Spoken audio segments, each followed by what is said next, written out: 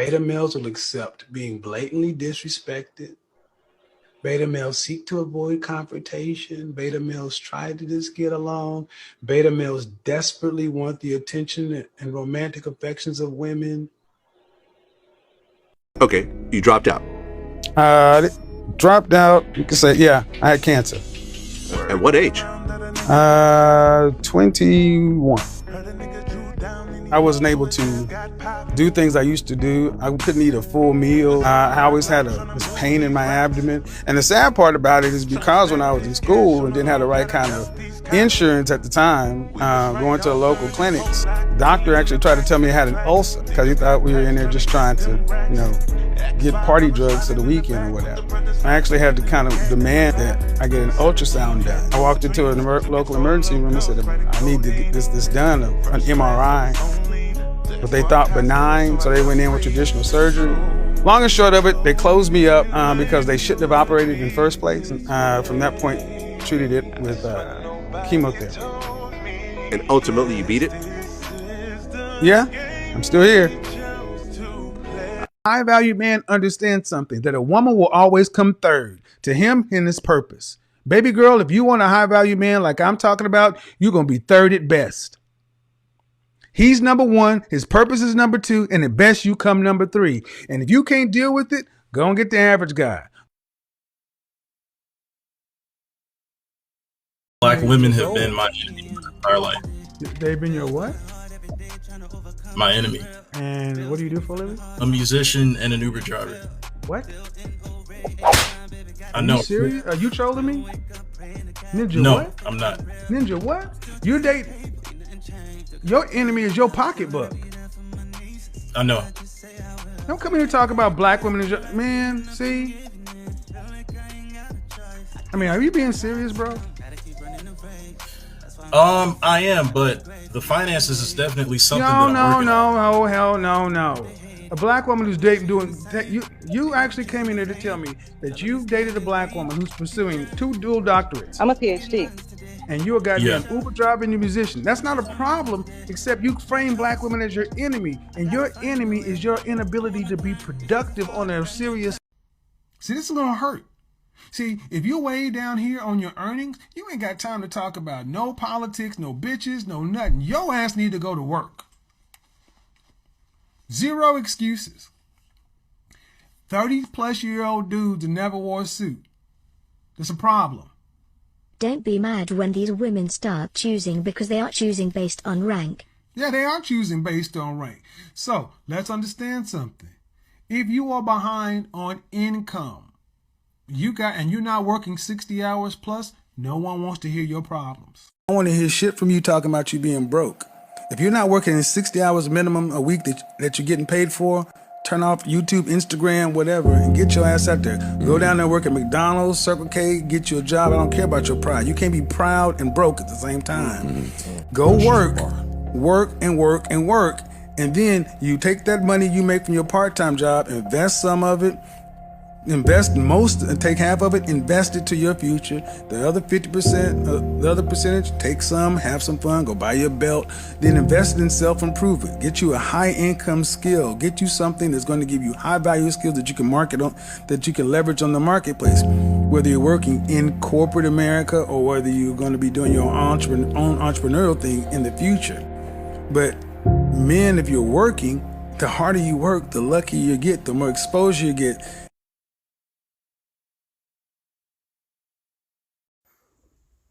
Now, before this even begins, I would like to say thank you. Thank you to Kevin Samuels. And I'm extremely saddened to hear that he has passed away. Now, I'd love to give my condolences to his family and his friends, people like O'Shea Duke Jackson and such, individuals who were close to him, and I know for a fact that they may never hear this. But I want to say it anyway.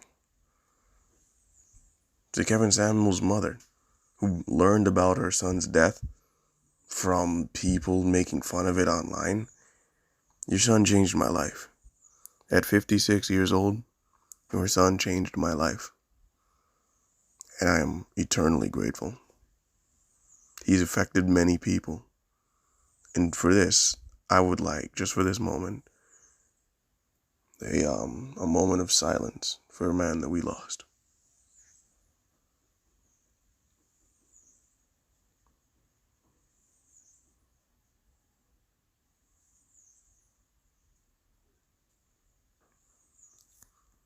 Alright. Now, this is not the easiest thing to do, but to explain any of this, I would need to tell a personal story. Now, I discovered Kevin Samuels because we're going back a couple of years now. I was 18 years old, freshly 18. Everyone around me was celebrating and toasting drinks. People were saying, you finally made it to the adult club. You're here. You've made it to this place. And they were so happy for me and this and that. I even went out and had like a whole birthday thing for my 18th birthday. Not even many people, just a couple of people. Not even friends really, but even my friends were wishing me happy birthday and shit. But this whole time leading up to my 18th birthday and leading into being a man, 18, because anyone who knows me knows that I have a plan for the way I want my life to go. I have a plan for the way that I've structured my life, and I continue to make adjustments to this plan to push forward my career. But while being 18, I had no exact clue what was going on. I was terrified. I'm not gonna lie to you. I had a large smile on my face and just had no clue of what to do. I knew my plan. I knew where I was going. I had all that, but I felt like I was missing something. I was missing that punch, that strength that I needed to break across a certain barrier that was coming to me. I couldn't even see it yet, but I knew it was coming.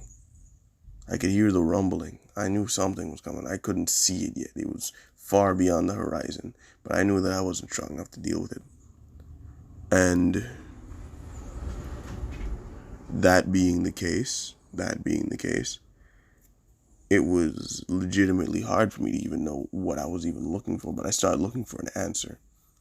After that 18th birthday, I started looking for an answer, and that is when I found and stumbled upon the works of people like Jordan Peterson, and when I had gotten into listening to Joe Rogan, and it is especially around this time that I had begun to see rumblings of a person named Kevin Samuels. Now at the time he wasn't too big, little bit above 50,000 subscribers, I believe I remember. And watching some of his videos, I realized he was really involved in what he was doing. He was helping men, And later on, he'd become more famous for the trying to help women and then going off on them because these women are delusional. I completely support what he was doing, but he was helping men, man. What he was doing, he was helping with style, fashion, your interactions with individuals, how you carry yourself as a man. And that message spread, and that's why he gained the solid 50,000 plus fan base that he had at the time. When he went viral, he gained a lot of attention, and obviously subscribers came with that, and a lot of them were really, really in-depth and believed in his message. So I thank God that, he got that explosion and he became something larger. And as we know, a lot of people will just subscribe to hate on every video, but that's just how it is. As a person, Kevin Samuels gave me something to believe in. And at the start of this video, what you saw was clips of some things that I think that I would love to share with my son, with brothers that I have. I don't even have a son. My son one day, with brothers that are next to me, with friends, individuals, things that spoke to me as a person, right? Because at the time, I had really just been making excuses. I was still overweight heavily. I was still working a shitty job I didn't care about. I'm still working the same job, but I'm working it with a different kind of fire under me. Again, in part to Kevin Samuels' inspiration.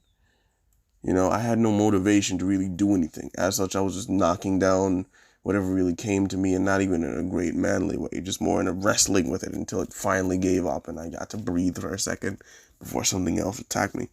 I felt like I was underwater or something, right? And it was insane. I began listening to Kevin Samuels and everything that he was speaking of. I became genuinely inspired. Genuinely. One thing he loved to tell men that, man, women, because I felt horribly unattractive. I could, I'm telling you, man, I felt horrible about my appearance, my self-worth, all that. But one thing he always told men was, man, look, I just saw a clip earlier. Look, man, women ain't your enemy, bro. Your pocket's your enemy, bro. You ain't got no paper. You got nothing to offer somebody. You don't even have anything to offer yourself. If you came and offered yourself to yourself, would you even take it? I certainly wouldn't have at the time, you know. And even right now, I still don't believe I'm good enough to even offer myself to myself. So I try to become better than that. He taught me so much, you know, in just a short spell of time. I watched his old videos too, not just the ones that went viral. His older ones, when he looked skinnier and he was dressing less flamboyantly or less stylishly as he would be known to dress. You know? He inspired a lot. And it took around a year and a half for anything that he really taught me to really go into motion. For any of those things to be pushed forward. You know? For me to truly take that advice. And I'm sad that I took that advice a bit late, but I'm happy that I took that advice and I pushed forward with it. Now, personally, I've begun this journey, and that's why, you know, the Outcast Nation was starting to help other people along with their journey of growing, other young men along with their journey of growing. We want to inspire women as well. But men, it's mostly young men that I'm looking towards helping. When it comes down to it, working hard, it is what it is, man. It takes so much effort just to be something, and I really want to express this idea that this is a journey. This isn't just a channel explaining everything. I don't know everything. We don't know everything. We here at the Outcast Nation, we don't know everything. Hades doesn't know everything. Yanko doesn't know everything. Santana, he doesn't know everything. We do not have all the answers. We are finding them like you are. We are learning them. And as we learn, we pass on this knowledge to you. We take what we know and we push it towards you to help inspire someone else. You know, because a flame by itself can go out, you know, but a flame that is shared amongst a million candles, that flame will never die. The ambitions of others, just once you give someone what you believe in, that will never die, man. That drive, that work, that understanding, it doesn't go away. This is meant to be a shorter video, I'm sorry. Kevin Samuels was a great individual who pushed for so many different things. And I'll tell you when his advice really came into functioning for me. It was when I had finished digesting the death of Pop Smoke. And I know a lot of people are, you know, because that's some generic rapper shit, and I don't like it. You know, I don't like how people glorify the death of an artist. You know, I never liked it. That's why I didn't listen to like his album, his posthumous album when it was released. I didn't listen to the second one, Faith. None of that. I didn't listen to any of it. Because for me, it was just like, bro, why? Man's dead, and sure, you gotta run up his, you know, for his family's sake. But you people seem to glorify everything, bro. Minutes after a dude posts, after they drop his Faith project, people are already on Snapchat with weird captions saying, "Oh man, such a legend, big woo." It made me annoyed, but I still wanted to process this because I felt like that death would have meant something to me. You know, especially because I had discovered Pop Smoke while he was still alive, and I was truly in love with what he did. Once I had processed it, I had actually decided, you know what, I'm finally gonna listen to Faith. Listening to the last of what Pop Smoke really created made me think of a lot. And one song that really changed my whole thing, and really almost brought me to tears, was "Tell the Vision." Kanye West, Pusha T. That wasn't really those two. They weren't the ones that made the song so crazy for me, you know. The woman in the beginning, right after Kanye does his little thing in the beginning, she's talking about how the fact that he was just here a week ago. He had just turned 20 years old, and as a man turning 20, that's insane for me. You know, That's insane for me. He was my age right now. He was my age when he was just starting to pop off. He was 20 years old when he was just beginning. So for me, turning 20, that's insane for me. That growth is exponentially insane for me. And it has me thinking, man, if he could do this, why aren't you doing this? What's the difference between you and him? And I remember making all these excuses. Oh man, he lives in this country and they got this and that, and he had the streets behind him, he had the culture behind him. Forget that, bruh. When you start, there's nobody to help you. You know that. You've been doing shit on your own for a long time. That's true. When he probably started, dudes probably told him he was a trash artist. You know what I'm saying? He proved them all wrong. And then to hear him come on and say, nigga, we made it. You know, and he's just, you can tell he's having fun making that verse and making that hook and making all that. You know, even though he never got to finish the song, you can tell that he was having fun with it. Why? Because he did make it. He made it out. He had pushed for something so great at such a young age. And I realized, bruh, that inspired me just a little bit. The death of someone made me dread dying and not doing anything. Not achieving what someone my age could achieve. It made me understand. It gave me something to look to. Someone 20 years old could achieve all of this? That is insane. That is insane. He was extremely humble as a person, constantly trying to pull people up with him. And that is insane. And that made me realize that I really need to push forward, man. And now to hear that Kevin Samuels died, that makes it even worse, man. The people who truly had a lot of information, a lot of things to give to the earth, burn out so quickly, and it's sad. It is. But it makes me want to sit and relish and understand and soak in their message even more. What Kevin Samuels stood for, I don't exactly understand what Pop Smoke stood for. I didn't agree with a lot of everything, but he did make me understand something, man. That there is nothing stopping you but you.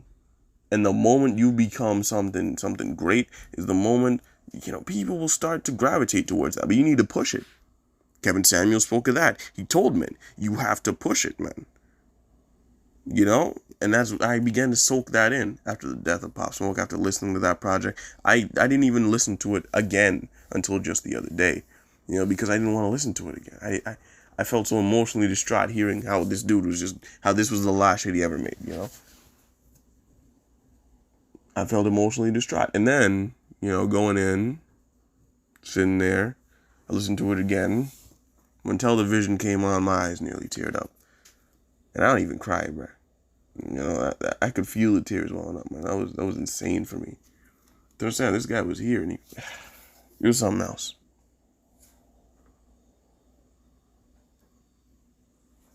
Kevin Samuels was an amazing man. That's what he was. Pop Smoke, amazing person. And these two people have forever inspired what I'm about to do and what I'm still attempting to do. I want that to be known. Kevin Samuels gave a lot of men hope. He gave a lot of women great advice and taught them what to do. You know, he created more black marriages than black church in the modern day. That should tell you something. He got people together. He got people working. People who actually took his advice and didn't just feel offended. Amen. Real shit. I kept it pushing, and I'm going to keep it pushing. You know, it was during my journey that I had found God, that I had been baptized, and I'm not here pushing Christianity, man. Even though I'm not here pushing Christianity. I had found God. I'd begun meditating. Not meditating, I'd become praying. I had begun reading books because I have a stack of books. I've still got to read a lot of them, you know. I got books on my phone, ebooks and shit that I got to read. Think and Grow Rich. I'm reading that currently, along with The Color of Law by Mark Jimenez. You know, so recreational, some educational, it's a lot. But it's a lot to grow. And, you know, I began going to the gym. I've officially lost so much weight.